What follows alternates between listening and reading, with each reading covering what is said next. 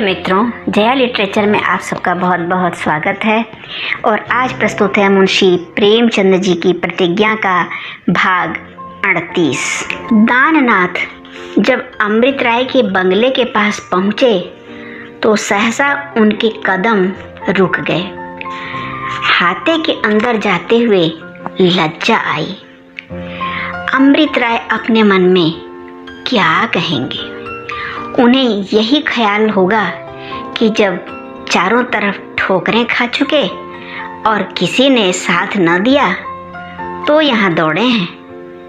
वह इसी संकोच में फाटक पर खड़े थे कि अमृत राय का बूढ़ा नौकर अंदर से आता दिखाई दिया। दाननाथ के लिए अब वहाँ खड़ा रहना असंभव था। फाटक में दाखिल हुए। बूढ़ा इन्हें देखते ही झुक कर सलाम करता हुआ बोला, आओ भैया, बहुत दिनन माँ सुध ली है। बाबू रोज तुम्हार चर्चा कर कर पछतात रहे। तुमका देख के फूले न समई हैं। मजे में तो रही हो। जाए के बाबू से कह दें। यह कहता हुआ वह उल्टे पांव बंगले की ओर चला। दाननाथ भी झेंपते हुए उनके पीछे पीछे चले। अभी वह बरामदे में भी ना पहुंच पाए थे कि अमृत राय अंदर से निकल आए और टूट कर गले मिले। दाननाथ ने कहा, तुम मुझसे बहुत नाराज होगे। अमृत राय ने दूसरी ओर ताकते हुए कहा, यह न पूछो दानू, कभी तुम्हारे ऊपर क्रोध आया है, कभी दया आई है, कभी दुख हुआ है, कभी आश्चर्य हुआ है, कभी कभी अपने ऊपर भी क्रोध आया है। मनुष्य का हृदय कितना जटिल है, इसका सबक मिल गया। तुम्हें इस समय यहाँ देखकर भी मुझे इतना आनंद नहीं हो रहा है जितना होना चाहिए। संभव है यह भी तुम्हारा क्षणिक उद्गार ही हो। हाँ, तुम्हारे चरित्र पर मुझे कभी शंका नहीं हुई। रोज तरह तरह की बातें सुनता था, पर एक क्षण के लिए भी मेरा मन विचलित नहीं हुआ। यह तुमने क्या हिमाकत की कि कॉलेज से छुट्टी ले ली। छुट्टी कैंसिल करा लो और कल से कॉलेज जाना शुरू करो।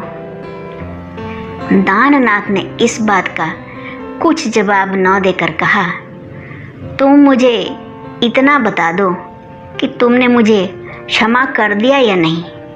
मैंने तुम्हारे साथ बड़ी नीचता की है। अमृत राय ने मुस्कुरा कर कहा, संपत्ति पाकर नीच हो जाना स्वाभाविक है।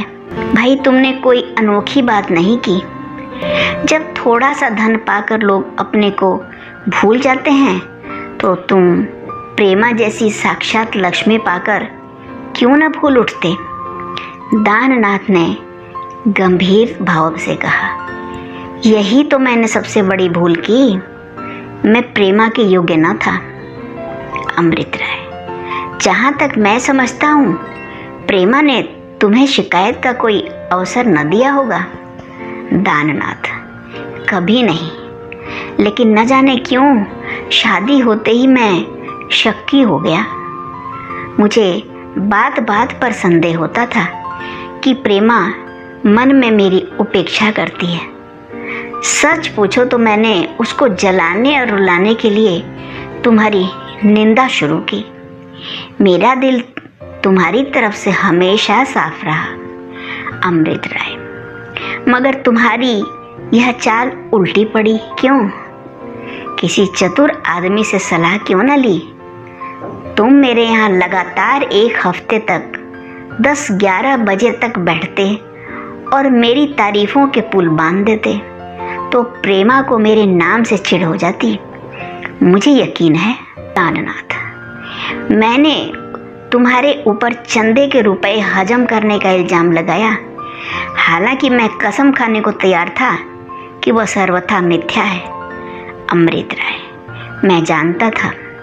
दाननाथ, मुझे तुम्हारे ऊपर यहाँ तक आक्षेप करने में संकोच न हुआ कि अमृत राय, अच्छा चुप रहो भाई, जो कुछ किया अच्छा किया। इतना मैं तब भी जानता था कि अगर कोई मुझ पर वार करता तो तुम पहले सीना खोलकर खड़े हो जाते। चलो तुम्हें आश्रम की सैर कराऊं।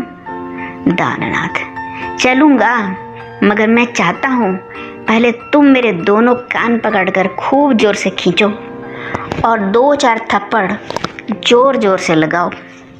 अमृत राय, इस वक्त तो नहीं, पर पहले कई बार जब तुमने शरारत की तो ऐसा क्रोध आया कि गोली मार दूं, मगर फिर यही ख्याल आता था कि इतनी बुराइयों पर भी औरों से अच्छे हो। आओ चलो तुम्हें आश्रम की सैर कराऊं। आलोचना की दृष्टि से देखना, जो बात तुम्हें खटके, जहाँ सुधार की ज़रूरत हो फौरन बताना। दाननाथ, पूर्णा भी तो यहीं आ गई है, उसने उस विषय में कुछ और बातें की। अमृत राय, अजी उसकी ना पूछो, विचित्र स्त्री है। इतने दिन आए हुए मगर अभी तक रोना नहीं बंद हुआ, अपने कमरे से निकलती ही नहीं। मैं खुद कई बार गया, कहा जो काम तुम्हें सबसे अच्छा लगे वह अपने जिम्मे लो, मगर हाँ या ना कुछ उसके मुंह से निकलती ही नहीं। औरतों से भी नहीं बोलती, खाना दूसरे तीसरे वक्त बहुत कहने से खा लिया, बस मुंह ढापे पड़ी रहती है।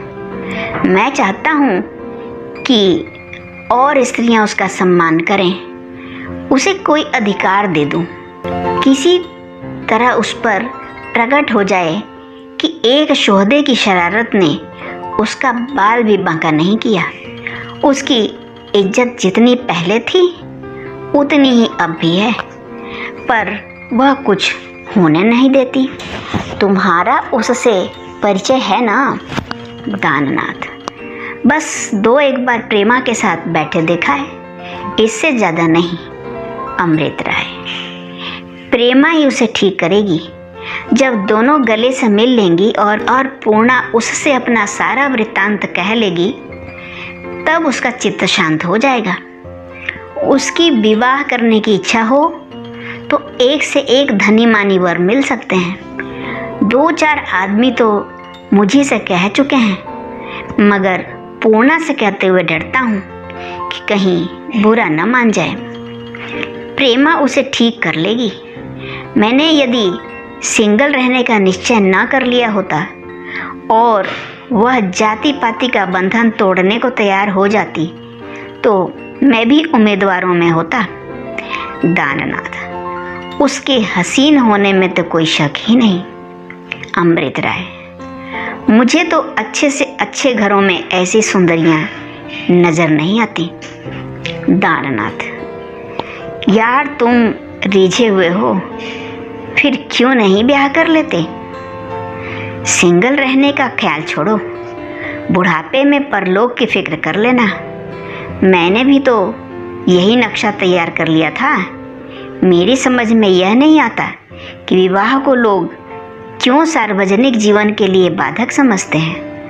अगर ईसा, शंकर और दयानंद अविवाहित थे तो राम, कृष्ण, शिव और विष्णु गृहस्थी के जुए में जकड़े हुए थे। अमृत राय ने हंसकर कहा, व्याख्यान पूरा कर दो ना, अभी कुछ दिन हुए आप ब्रह्मचर्य के पीछे पड़े हुए थे। इसी को मनुष्य के जीवन का पूर्ण विकास कहते थे, और आज आप विवाह के वकील बने हुए हैं। तकदीर अच्छी पा गए हैं ना?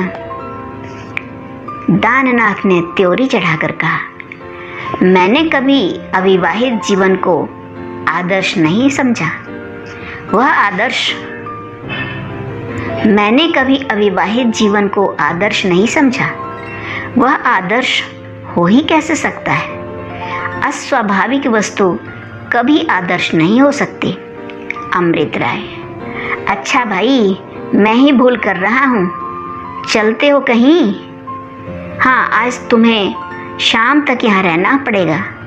भोजन तैयार हो रहा है, भोजन करके जरा लेटेंगे खूब गपशप करेंगे, फिर शाम को दरिया के बजरे का आनंद उठाएंगे।